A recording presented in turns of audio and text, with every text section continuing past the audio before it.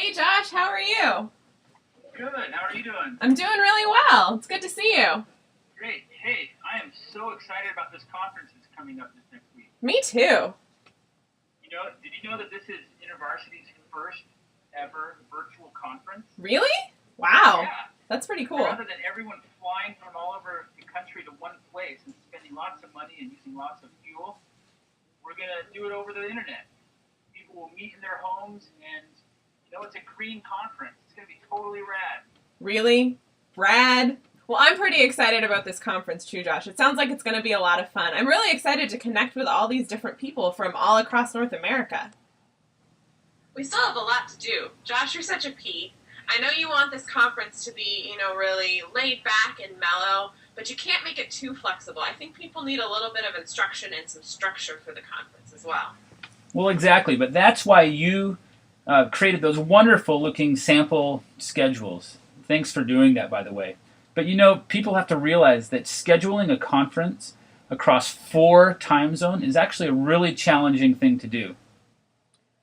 I think people need to know how to take the same schedule and modify it to fit their needs, though.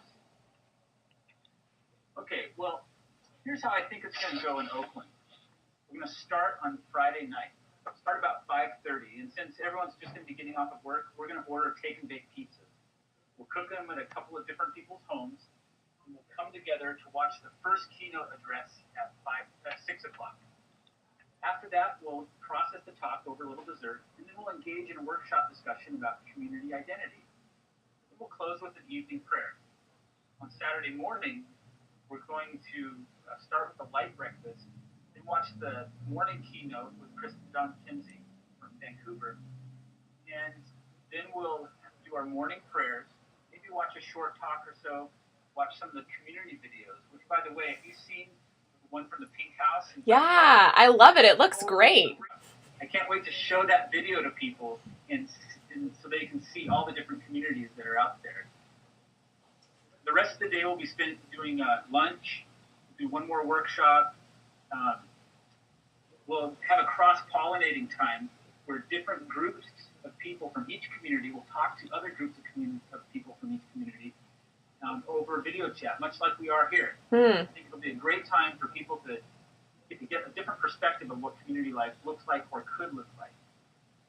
We'll do dinner together, and but before that, we'll have a keynote by Mako from Boston. After dinner, we'll have some more community films, we'll do a short talk, and our evening prayer. That sounds great. Okay, that sounds good. But what about food? How will people know how to organize their food situation? Okay, that's a really good question. Did you see Scott Bessenecker's email? He gave everyone in his group a very detailed list of what they needed to bring, and he had his whole menu planned out. Yeah, I guess people could do that. Wow, Mr. Flexible and Adaptable Scott getting his J on, huh?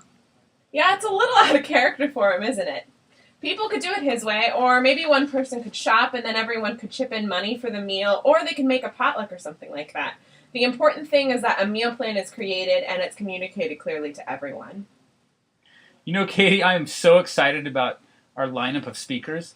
The first night, we're going to have Tom and Christine Sign. Now, our community in New Hope in Oakland started over 20 years ago by just 2 guys moving into this apartment complex. But it really didn't become a community until the next wave of people moved in. And the people in that next wave moved in because of a conference they went to in which Tom spoke at. It's kind of coming full circle. Tom helped seed the community by inspiring people to move in, and now we're going back to him for more inspiration and more sustenance for the next stage of our community life. I can't wait for that. We also will have Krista Don Kimsey, who lives up in Vancouver, Canada. She's going to talk about the spirituality of community and talking about how life in community needs to bear fruit. I've looked at her outline and I cannot wait to listen to that talk. It's going to be so good. And later on Saturday, we're going to hear from Mako Nagasawa from Boston. Mako and this other guy developed some curriculum about stewarding resources, stewarding money and other resources that has been used at Boston churches for several years now. He's got great experience and great things to say about sharing life together, sharing time, sharing place, and sharing space together. I'm really excited about all those speakers. They sound great.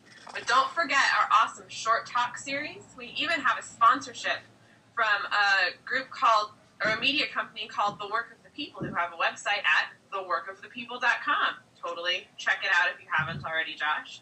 And we have our great lineup of workshops that'll really give space for each community to really grow and gain valuable tools for living life together. We have a lot of quality content.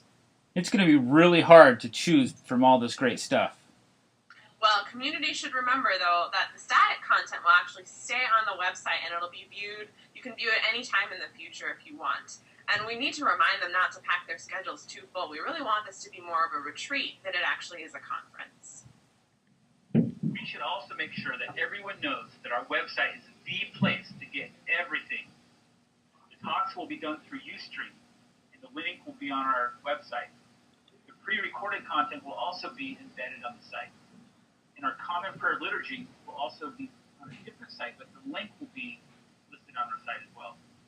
Oh, and all the materials for the workshops will be on the site as well, along with the PDFs that you can download and print out at home. Hey, Katie, I just thought of something.